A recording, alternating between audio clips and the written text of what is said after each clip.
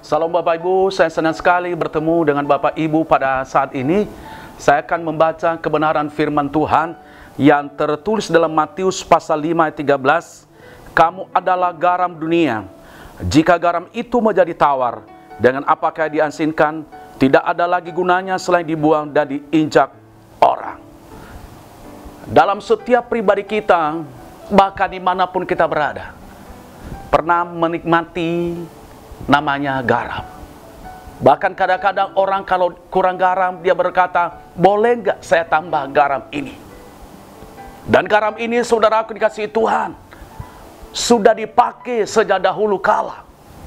Bahkan garam ini juga adalah sangat berguna, saudaraku yang dikasihi oleh Tuhan.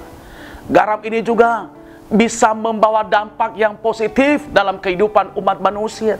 Bisa juga membawa dampak yang sangat negatif dalam kehidupan manusia. Garam juga, saudaraku yang dikasihi Tuhan, banyak dipergunakan untuk apa? Menghilangkan pembusukan, saudaraku yang dikasihi Tuhan. Garam juga bisa dipakai untuk pupuk. Bahkan garam juga bisa memberikan kenikmatan buat makanan. Garam juga bisa berada di mana?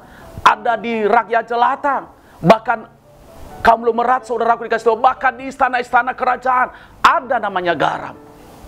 Makanya saya berikan judul khotbah saya pada saat ini, yaitu berani tampil beda.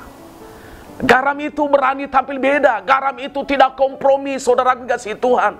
Nah, kita sebagai anak Tuhan, kita juga harus adalah berani tampil beda. Maka dikatakan tadi, kamu adalah garam dunia. Artinya, garam dunia, saudaraku, berarti harus kehidupan kita seperti garam. Dimanapun Tuhan tempatkan kita. Kita berada di tengah-tengah orang berdosa, kita menjadi garam. Kita berada di tengah-tengah orang yang tidak mengenal Tuhan, kita menjadi garam. Kita berada kepada orang-orang yang menghujat nama Yesus, kita menjadi garam. Kita berada di tengah-tengah orang-orang yang menghujat kekristenan, kita menjadi garam kepada mereka. Kita tidak pernah membalas kejahatan dengan kejahatan, tetapi kita membalas kejahatan, saudaraku, dengan kebaikan kepada mereka. Itulah kita menjadi garam kepada mereka. Nah, bagaimana caranya supaya kita berani tampil beda? Yang pertama, saudaraku dikasihi Tuhan, berani memberi rasa dimanapun Tuhan tempatkan kita. Kita berani memberi rasa dimanapun Tuhan tempatkan kita. Mau ditempatkan di tengah-tengah orang pendosa, kita berani memberi rasa kepada mereka. Orang berkata, kok dia nggak melakukan? Kita berada di tengah-tengah orang pemabuk, kita memberi rasa kepada mereka tidak ikut mabuk. Kita berada di tengah-tengah orang perokok, kita tidak ikut jadi perokok, saudaraku dikasihi Tuhan. Kita berada di tengah-tengah orang yang menghujat nama Tuhan, kita tidak menghujat nama Tuhan. Kita berada di tengah orang yang berkata orang Kristen kafir. Artinya kafir, saudaraku dikasihi Tuhan, kaya firman. Artinya kafir, kaya firman. Kita tidak ikut seperti mereka, saudaraku dikasihi Tuhan. Kenapa? Karena kita memberi rasa. Kita tidak berada, banyak orang-orang sekarang, saudaraku dikasihi Tuhan, dia ikut. Oh, kalau kita tidak ikut arus, nanti kita bilang kita ada tidak gaul katanya. Biar nggak gaul, saudaraku dikasih Tuhan, tetapi yang penting saya tampil beda, saya memberi rasa. Itu namanya, saudaraku dikasih Tuhan, yaitu kita memberi rasa dimanapun Tuhan tempatkan kita.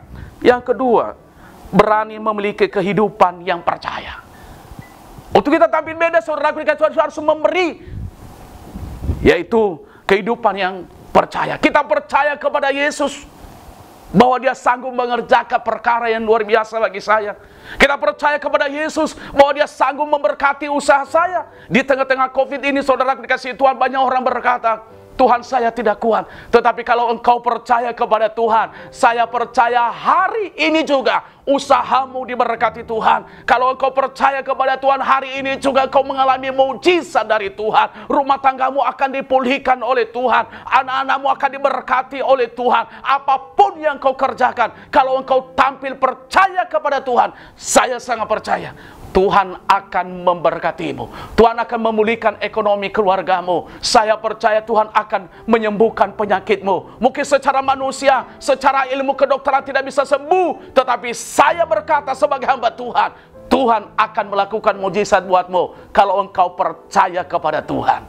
Yang ketiga, Bagaimana caranya supaya berani tampil beda, berani berkata tidak terhadap apa yang tidak sesuai firman Tuhan. Itu kita tampil beda. Kalau tidak sesuai dengan firman Tuhan, kita berkata saya tidak setuju. Kalau tidak sesuai dengan kehendak Allah, kita berkata saya tidak setuju. Itu dia anak Tuhan, itu dia garam dunia, itu dia berani tampil beda, saudara dikasihi Tuhan.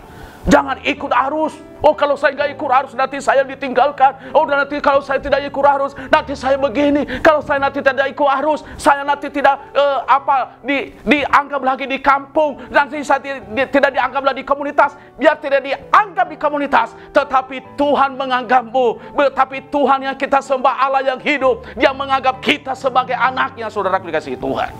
Itu dia. Mungkin orang berkata, saya ada di kantor, kalau saya tidak ikut korupsi. Nanti orang berkata kepada saya, kamu begini, tidak apa-apa.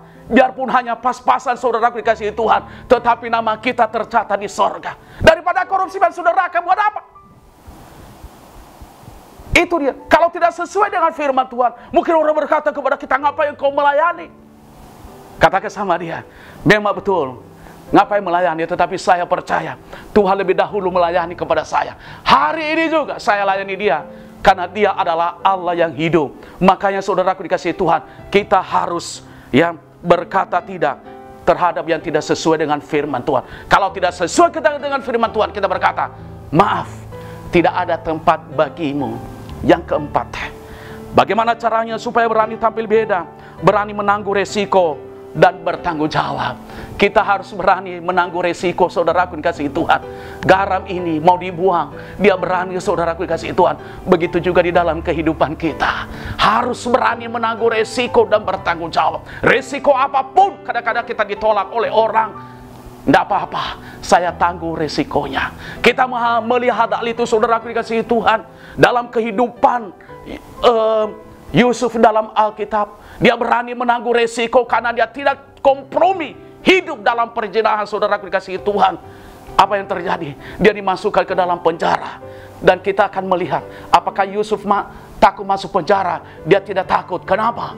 Karena dia berani menanggung resiko. Begitulah kehidupan kita sebagai orang percaya kepada Tuhan. Kita harus berani menanggung resiko apapun. Kita tinggal dianggap, kita direndahkan, kita saudaraku dicaci maki, tidak masalah. Kenapa? Yesus yang kita sembah, Dia sudah menanggung resiko di atas kayu salib. Dia dicaci maki, Dia ditelanjangi, Dia direndahkan, saudaraku dikasihi Tuhan. Tetapi Yesus menanggung resiko semuanya. Untuk apa? Untuk saya dan saudara, supaya kita diselamatkan. Saya sangat percaya, kalau kita berani tampil beda, Tuhan akan selalu berkenan kepada kita. Saya sangat percaya kalau kita tampil beda, saudaraku dikasihi Tuhan, dimanapun Tuhan tempatkan kita, kita akan menjadi berkat kepada mereka. Tuhan Yesus Kristus memberkati.